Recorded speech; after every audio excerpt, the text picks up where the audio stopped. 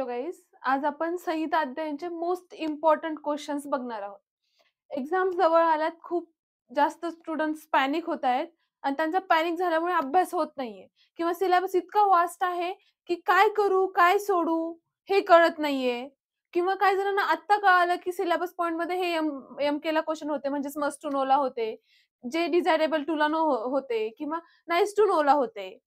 किंवा काही स्टुडंटची अशी कंडिशन असते की त्यांना आता कळते की ब्लूप्रिंट नुसार पण पेपर येतोय. हे सगळे पॉइंट्स किंवा प्रत्येक सिलेबसचे नवीन नवीन पॉइंट, जसं एक्झाम जवळ येईल तसं नवीन नवीन पॉइंट्स वर येतात. हे फ्रेंड्स म्हणतात की मी हे पॉइंट केलाय, तू हे केलाय का? आणखीन आपण डिप्रेशन मध्ये जातो. या सगळ्या गोष्टींना आपल्याला निग्लेक्ट करायचंय. कारण की हा एक्झामचा जो पिरियड असतो, एक्झामच्या आधीचा 8 ते 15 दिवसाचा पिरियड, याच्यामध्ये कोणीही येऊन काहीही सांगलं तरी पण आपण जे आपला ट्रॅक आहे त्या ट्रॅकहून डिस्टर्ब बिलकुल व्हायचं नाही. आयुर्वेद मराठीचा प्रत्येक टीम मेंबर तुमच्या सोबत आहे. प्रत्येक जे काही तुमचा सब्जेक्ट आहे त्याच्यामध्ये मस्ट टू नो क्वेश्चन्सचे तुम्हाला व्हिडिओज प्रोव्हाइड केले जाणार आहेत. ते सगळे व्हिडिओ जर तुम्ही बघितले व्यवस्थित आणि त्याच्यामध्ये जे मस्ट टू नोचे पॉइंट सांगितलेत किंवा हे पॉइंटवर एलक्यू येईलच आणि या पॉइंटवर एसक्यू येईलच, असे जे काही पॉइंट सांगितलेत ते जरी तुम्ही कव्हर केलं तरी तुमचा most of the paper cover होऊन जाईल. त्याच्यामुळे हे व्हिडिओज खूप महत्वाचे आहेत. आणि आणखीन काही स्टुडंट्स म्हणतात की आता एक्झाम्स आहेत आणि आम्ही एक्झामचा अभ्यास करायचा का व्हिडिओज बघायचा, तर तुम्ही हे व्हिडिओज थोडे फास्ट स्पीड मध्ये पण बघू शकता. फास्ट स्पीड मध्ये बघितल्याने तुमचा वेळ पण वाचेल आणि तुम्हाला जे इम्पॉर्टंट क्वेश्चन्स आहेत ते कोणते क्वेश्चन्स करायचे आणि कोणते सोडायचे हे पण कळून जाईल. त्याच्यामुळे हे व्हिडिओज खूप महत्वाचे आहेत आणि तुमच्यासाठीच बनतायत, म्हणून तुम्ही बघणं खूप जास्त गरजेचं आहे. आता बघा, आपला अष्टांग हृदयचा पहिला अध्याय आयुष्कामी अध्याय, याच्यावर एलक्यू सांगितले. तुमची जी ब्ल्यू प्रिंट आहे त्याच्यामध्ये एलक्यू सांगितलेलं आहे ह्या अध्यायावर. तर मग या अध्यायावर एलक्यू कोणत्या पॉइंटवर येऊ शकतो? पहिल्या पॉइंट मध्ये तर तेवढं काही येण्यासारखं नाही. दोष धातुमल याच्यावर पण अष्टांग मध्ये तुम्हाला तेवढं काही विचारणार नाही. आणि जरी विचारलं तरी 11 आणि 12व्या अध्यायावर विचारतील, ह्याच्यामध्ये विचारणार नाही. त्याच्यामध्ये तुम्हाला मोस्टली बघायचं आहे व्याधीचं साध्यत्व, याच्यावर तुम्हाला एलक्यू येऊ शकतो. ओके, तसेच जे काय त्याच्यावर एक एलक्यू परीक्षा, परीक्षेवर भर द्यायचा आहे. रोग परीक्षा असो किंवा आतुर परीक्षा असो, जेव्हा परीक्षेवर क्वेश्चन नीट वाचायचे तुम्ही की ते रोग परीक्षा आहे का रोगी परीक्षा आहे, त्यानुसार क्वेश्चन लिहायचं. आणि हे काय एससीक्यूच्या पॉइंट ऑफ व्ह्यूने खूप जास्त महत्वाचं. ठीक आहे, हे तीन चार जरी पॉइंट्स तुम्ही केले परफेक्ट तरी पण तुम्ही स्कोर चांगला करू शकता. आणि एलक्यू आला तर चतुष्पादवर येईल किंवा व्याधीचं साध्यत्व येईल आणि एसक्यू मध्ये परीक्षा विचारतात, रोग परीक्षा किंवा आतुर परीक्षा. ठीक आहे, बाकीचे जे पॉइंट्स आहेत ते कॉमन पॉइंट्स आहेत, जे की तुम्हाला प्रत्येक सब्जेक्ट मध्ये, जसं की रस वीर्य विपाक हे पवी मध्ये विचारलं जाईल. अग्निकोष्ठ हे पण तुम्हाला इथं नाही विचारणार, अग्निकोष्ठ याच्यावर पण क्वेश्चन. फक्त हे मस्ट टू नोचे पॉइंट ह्या टॉपिक मधले आहेत. नंतर पुढचा बघा, दिनचर्या. दिनचर्यावर पण तुम्हाला एलक्यू विचारलेला आहे. एलक्यू मध्ये तुम्हाला काय येईल, डायरेक्ट दिनचर्या एक्सप्लेन करा असं येईल. आणि जर दिनचर्या एक्सप्लेन करा असेल तर आपले जे काही 7 ते 8 पॉइंट्स आहेत ते पॉइंट सगळे लिहायचे. त्या पॉइंट बरोबरच दशविध पापकर्म जे तुम्हाला सांगितले त्याचे जरी तुम्ही नावं लिहिली किंवा एका एका लाईन मध्ये एक्सप्लेन केलं तरी पण चालून जाईल. ठीक आहे, दिनचर्यामधलं पूर्ण दिनचर्या एक्सप्लेन करा असं तुम्हाला एक एलक्यू येऊ शकतो. बाकी सद्व्रत, सद्व्रत पालन मध्ये तुम्हाला दशविध पापकर्म, दशविध पापकर्म याचा श्लोक तुमच्याकडून करून घेतलेला आहे. होपसो सगळ्यांना श्लोक आता पाठ असेल. तुम्हाला सद्व्रत जरी आलं तरी सद्व्रतची सिंपल डेफिनेशन लिहायची आणि तिथं दशविध पापकर्मच एक्सप्लेन करायचं. आणि जर दशविध पापकर्म असा क्वेश्चन आला तर सिंपल दशविध पापकर्म, याच्यावर तुम्हाला एसक्यू येऊ शकतो. दिनचर्यामध्ये 2च पॉइंट्स आहेत. किंवा मग जे काही दिनचर्यामधले व्यायाम स्नान हे पॉइंट्स आहेत, व्यायाम स्नान या टॉपिकवर पण एसक्यू येऊ शकतो. जेव्हा तुम्ही दिनचर्या एलक्यू साठी प्रिपेअर कराल तेव्हा तुमचे एसक्यूचे सगळे पॉइंट कव्हर होतात. त्याच्यामुळे दिनचर्यामध्ये तितकं टेन्शन घेण्यासारखं काही नाहीये. एलक्यूच्या जे काही टॉपिक्स आहेत ते एलक्यू नुसारच प्रिपेअर करा आणि जे एसक्यूचे आहेत ते एसक्यू नुसारच प्रिपेअर करा. ऋतुचर्या ह्याच्यावर पण फिक्स क्वेश्चन असतो. कोणती एक ऋतू दिली जाते तुम्हाला आणि ती ऋतू देऊन ऋतुसंधी आणि आदानकाळ आणि विसर्गकाळांचा डिफरन्स स्पष्ट करा, हे विचारले जातं. ठीक आहे, कोणता एक ऋतू दिला जातो, नंतर मग ह्याच्यामध्ये ऋतुसंधी आणि डिफरन्स, आदानकाळ आणि विसर्गकाळ. ओके. आदानकाळ आणि विसर्ग. मग याच्यामध्ये ऋतुसंधी आणि एक ऋतू विचारला तर हा एल-ए-क्यूचा बनतो. किंवा ऋतुसंधी आणि आदानकाल विसर्ग काळांचा डिफरन्स विचारला ते पण एल-ए-क्यू मध्ये जातं. किंवा मग डायरेक्ट ऋतुसंधी आणि आदानकाल विसर्ग काळ हे विचारलं जाईल तुम्हाला याच्यामध्ये. ठीक आहे. ऋतुचर्यामध्ये एवढंच करायचंय. 6 ऋतू त्यांचा मी तुम्हाला कॉमन पॅटर्न सांगितलाय. त्याचे 12 पॉइंट जे कॉमन सांगितलेले ते त्याचे 12 पॉइंट्स लिहायचे आणि त्या 12 पॉइंट्सच्या जे काही ते 12 पॉइंट्स आहेत त्याच्यानुसारच पूर्ण पेपर लिहायचा ऋतूचा. आणि ऋतुसंधी आणि आदानकाल विसर्ग काळ हे मात्र 2 कव्हर करायचे. ओके. आता पुढचं बघा. पुढचा आहे रोगानुत्पादनीय अध्याय. रोगानुत्पादनीय अध्याय आणि चरकचा न वेगानं धारणीय अध्याय. या दोघांमध्ये वेगांची संख्या जी सांगितली ती थोडासा फरक सांगितलेला आहे आणि लक्षणामध्ये थोडा फरक सांगितलेला आहे. बाकी सगळं कॉमन आहे. तुम्ही जरी तसा एक कॉमन पॅटर्न बनवला तरी चालेल. ह्याच्यावर एल-ए-क्यू येतो. ओके. एल-ए-क्यू आणि जर एखादा वेग आला त्याच्यामध्ये पण प्रामुख्याने कोणता वेग येईल? मूत्रवेग किंवा मलवेग. ठीक आहे. मूत्रवेग किंवा मलवेग. हे 2 वेग प्रॉपर करायचे. श्लोक पाठ असेल तर प्रॉपर श्लोक पाठ करून जायचंय. ह्याच्यावर तुम्हाला एस-ए-क्यू येतो. ठीक आहे. जर एल-ए-क्यू ला नाही आला तर एस-ए-क्यू ला मात्र मलवेग किंवा मूत्रवेग या दोन्हीपैकी एक येतोच. आणि त्याच्याबरोबरच धारणीय वेग स्पष्ट करा. आपण काय करतो मोस्ट ऑफ द वेळेस धारणीय वेग सोडून जातो. की म्हणतो मी तर एल-ए-क्यूचा पॉइंट प्रिपेअर केलाय, धारणीय वेगचे एवढे वेग केले असं तसं. परंतु कधी कधी क्वेश्चन एस-ए-क्यू ला धारणीय वेग विचारला जातो. त्याच्यामुळे धारणीय वेग करायचंय, मलमूत्र वेग हे परफेक्ट करायचे. त्याची चिकित्सा आणि त्याची लक्षणे आणि त्याच्याबरोबर बाकीचे वेग जर तुम्ही चार्ट फॉर्म मध्ये लिहिलं तरी चालेल. आणि त्याच्यावर एल-ए-क्यू आल्यावर मोस्टली चार्ट फॉर्म मध्ये तुम्ही हा एल-ए-क्यू सॉल्व्ह करायचा. जेणेकरून तुमचा वेळ वाचेल आणि एक्झामिनरला पण चेक करताना सगळे पॉइंट्स पटापट सापडून जातील आणि स्कोर पण वाढू शकतो तुमचा. हे झालं रोगानुत्पादनीय अध्याय. आता द्रव्यादी विज्ञानी अध्याय. ह्याच्यामध्ये खूप स्टुडंट्स ह्या अध्यायाला नको म्हणतात. 5वा अध्याय आणि 6वा अध्याय. पण ह्याच्यातले जे मेन वर्ग आहेत ते तरी ऍटलीस्ट तुम्ही करून जा. जसं की तुमचा दुग्ध वर्ग. ठीक आहे. दुग्ध वर्ग करा. तेल वर्गाचे गुणधर्म तरी करा. दुग्ध वर्गाचे तुम्हाला 8 जे क्लासिफिकेशन दिले त्याच्यावर येतोच क्वेश्चन. हे खूप जास्त महत्वाचे आहेत 8 क्लासिफिकेशन. आणि तेल वर्ग. मध्य वर्गाचे पण सेम गुणधर्म विचार. बाकी तेवढं काही नाहीये. जल वर्ग आणि इक्षु वर्गाचं तेवढं काही विचारलं जाणार नाही. पण दुग्ध वर्ग ह्याचा 8 क्लासिफिकेशन, तेल वर्ग आणि मद्याचे गुणधर्म हे मात्र तुम्हाला एस-ए-क्यू ला येतात आणि हा अध्याय एस-ए-क्यूच्या पॉइंट ऑफ व्ह्यूनेच प्रिपेअर करायचा. एस-ए-क्यू लाच आहे हा. ठीक आहे. हे झालं 5व्या अध्यायाचं. आता 6वा अध्याय बघा. 6वा अध्यायामध्ये पण खूप सारे वर्ग दिलेत. त्याच्यामुळे आपल्याला कन्फ्युजन होतं की इतके इतके वर्ग करायचेत का आपल्याला सगळे. तर त्याच्यामध्ये तुम्ही शुकधान्य वर्ग पहिला आहे म्हणून सगळ्यांना इझी जातो. मोस्ट ऑफ ते सगळं माहिती असेल. फक्त ह्याच्यामध्ये लक्षात ठेवा की षष्टिक शाली म्हणजे काय 60 दिवसामध्ये येणार आहे. आणि त्याच्यामध्ये हे एमसीक्यूच्या पॉइंट ऑफ व्ह्यूनी श्रेष्ठ वर्ग कोणता आहे, या वर्गामध्ये श्रेष्ठ कोण आहे आणि अश्रेष्ठ कोण आहे ह्याच्या जोड्या तुम्ही पाठ करा. हे एमसीक्यू ला येतातच. हे अध्यायावर एमसीक्यू विचारलेले आहेत. तुमचे 1 किंवा 2 एमसीक्यू या अध्यायावर असतात. आणि त्याच्यामध्ये पण श्रेष्ठ कोण, जसं की शुकधान्यामध्ये कोण आणि शुकधान्यामध्ये अश्रेष्ठ कोण किंवा कनिष्ठ कोण ह्याच्यावर एमसीक्यू विचारतात. ओके. हे नंतर तुम्ही मांस वर्ग ह्याच्यातला खूप जास्त महत्वाचा आहे आणि शिंबी धान्य. ठीक आहे. हे 2 व्हेरी आयएमपी आहेत. मांस वर्गामधलं पण क्लासिफिकेशन पूर्ण करायचंच आहे. मांस जे काही प्राण्यांचं क्लासिफिकेशन सांगितलं याच्यामध्ये ते सगळं क्लासिफिकेशन करणं खूप जास्त गरजेचं. हे 2 जरी तुम्ही परफेक्ट केले आणि श्रेष्ठ आणि अश्रेष्ठ काय आहे हे जरी केलं तरी सफिशियंट आहे. हे खूप वेळेस प्रिव्हियस इयरला तुम्हाला विचारले गेलेले क्वेश्चन आहेत. शिंबीमध्ये कृतान्न वर्ग, कृतान्न पण त्यालाच म्हटलं जातं, तर ते पण विचारलं गेलेलं आहे. हे 2 महत्वाचे आहेत. आणि शुकधान्यामध्ये फक्त त्याचे गुणधर्म, काय गुणधर्म आहेत शालीचे ते विचारले जातात तुम्हाला. हे 3 जरी परफेक्ट केले तरी सफिशियंट आहेत. बाकीवर तेवढं प्रिव्हियस इयरला पण भर दिलेला नाही आणि तुम्हाला पण येईल असं नाही वाटत. ओके.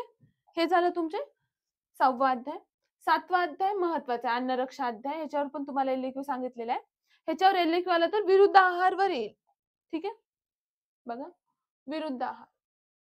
पहिलं तर अग्निपरीक्षा वगैरे ते सांगितलेले आहेत. जे काही सविष अन्न असतं, सविष अन्नाची अग्निपरीक्षा त्याच्यावर एक एसएक्यू असतो. अग्निपरीक्षा. सविष अन्नाच्या ओके. सविष अन्नाची अग्निपरीक्षा. याच्यावर एसएक्यू असतोच. त्याच्याबरोबर आपल्याला विरुद्ध आहार,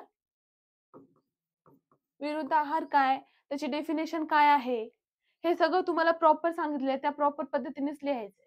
त्याचे एक्झाम्पल्स पण जेव्हा तुम्ही एसएक्यू लिहाल तेव्हा विरुद्ध आहाराचे 3 ते 4 तरी एसएक्यू सॉरी एक्झाम्पल्स आले पाहिजे त्याच्यामध्ये. ठीक आहे. एक्झाम्पल्स खूप जास्त महत्वाचे आहेत विरुद्ध आहारचे. पुढे या अध्यायामध्ये परीक्षा झाल्या 26 अन्नाच्या.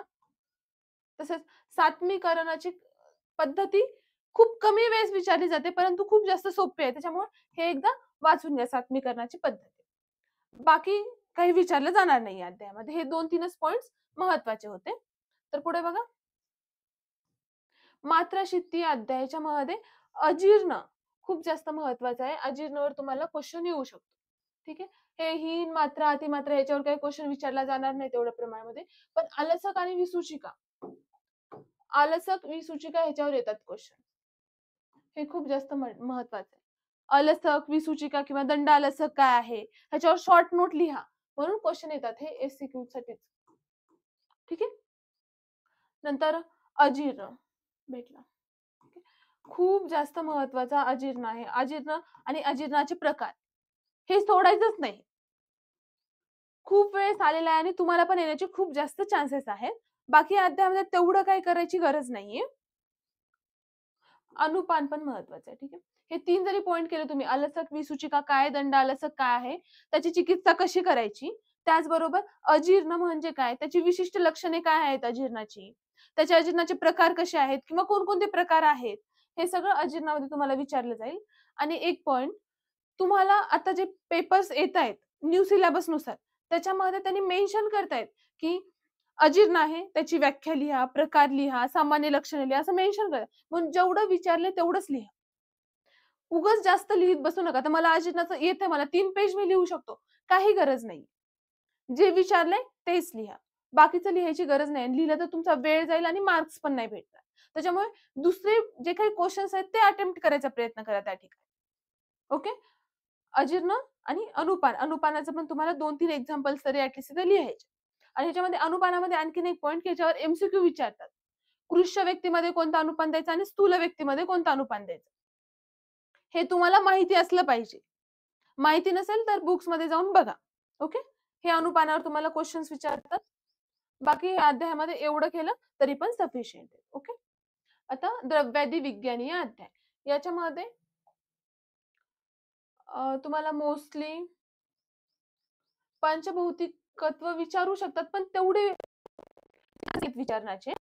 परंतु याच्यामध्ये श्रेष्ठत्व कोणतं श्रेष्ठ असतं, जसं की रसापेक्षा विपाक श्रेष्ठ, विपाकापेक्षा वीर्य श्रेष्ठ, त्याच्यापेक्षा प्रभाव श्रेष्ठ, त्यालाच आपण काय म्हणतो, द्रव्याची कारमुकता.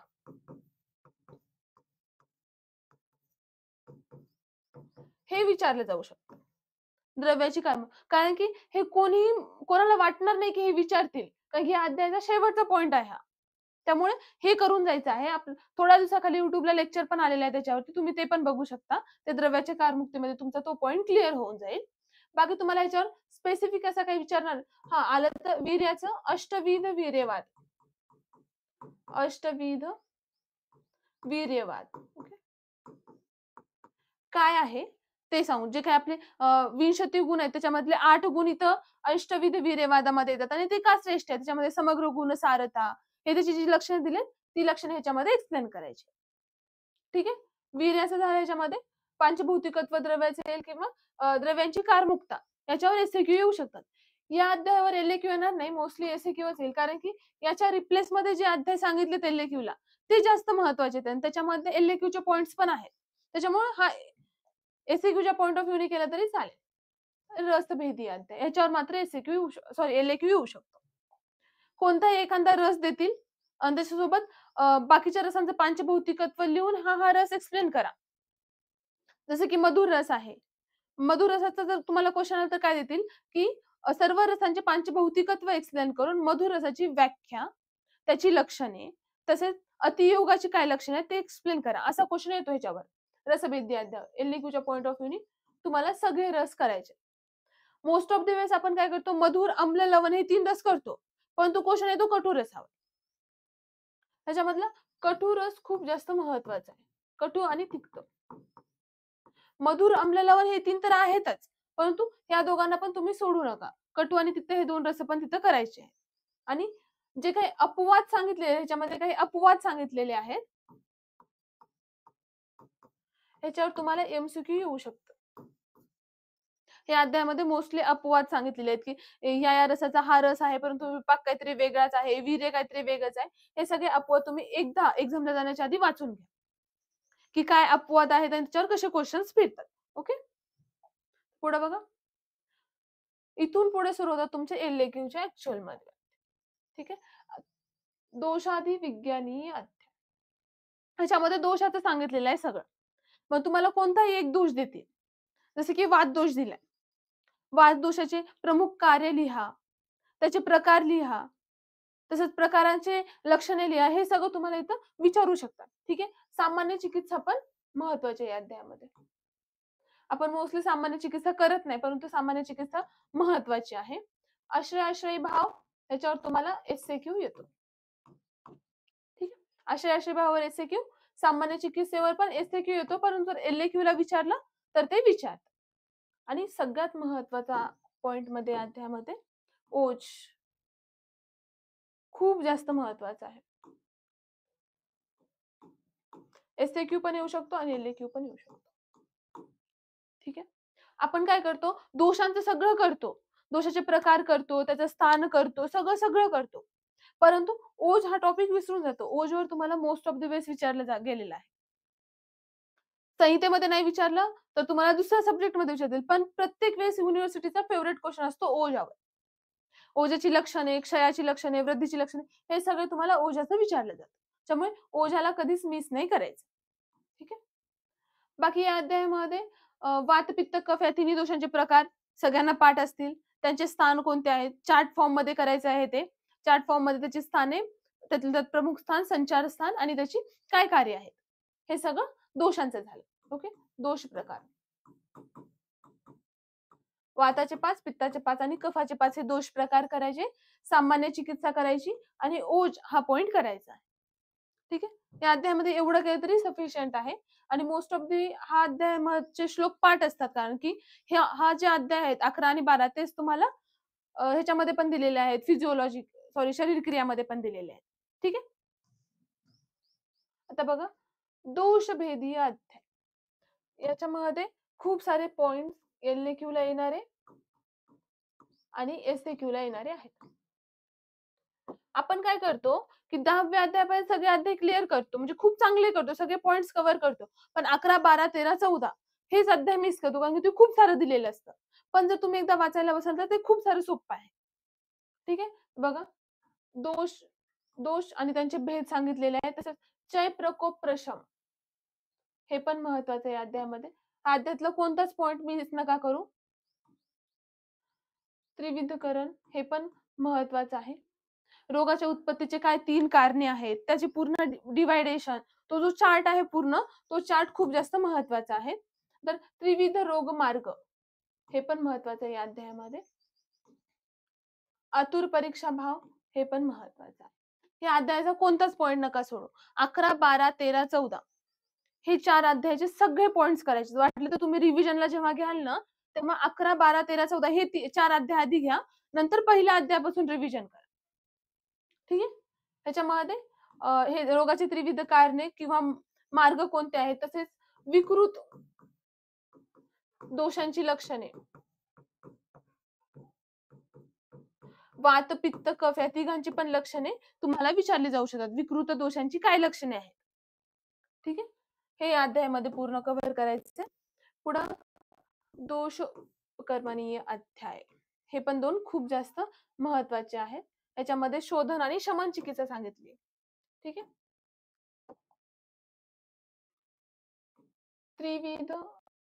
त्रिदोष उपकरणे सांगितलेले त्याच्यामध्ये प्रामुख्याने वात उपक्रम, वाताचा उपक्रम काय आहे, पित्ताचा उपक्रम काय आणि कफाचा उपक्रम काय, हे तिन्ही पण उपक्रम करायचे आहेत. या तिन्हीपैकी एक तरी उपक्रम असतोच जे तुमचा क्वेश्चन पेपर सेट होणार आहे त्याच्यामध्ये. त्यामुळे हे तिन्ही पण उपक्रम करायचे आहेत. नंतर पुढे या अध्यायामध्ये दोषांच्या गती.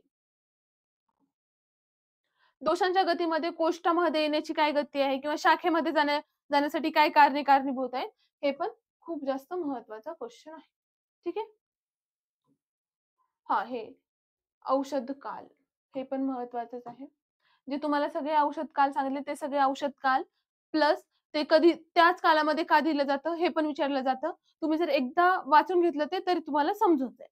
ठीक आहे. या अध्यायामध्ये उपक्रम करायचे आहेत. दोषांच्या गतीची कारणे काय आहेत, कोष्टाकडे येण्याची कारणे आणि शाखेकडे जाण्याची काय कारणे आहेत आणि दोष औषधी काल काय आहे, हे 3 पॉइंट्स महत्वाचे आहेत. आणि हा थोडा मोठा अध्याय वाटतो, परंतु खूप सोपा आहे. जर तुम्ही एकदा करायला घेतलं ना, तर ते खूप जास्त इझी होऊन जातं. तर हे द्विविध उपक्रम. डायरेक्ट तुम्हाला द्विविध उपक्रम आणि अध्याय एक्सप्लेन करा असं एल-क्यूला येऊ शकतं. मग त्याच्यामध्ये आपल्याला दोन्ही उपक्रम एक्सप्लेन करायचे आहेत. ह्याच्यावर एल-क्यू पण येऊ शकतो आणि एस-क्यू पण येतो. ठीक आहे.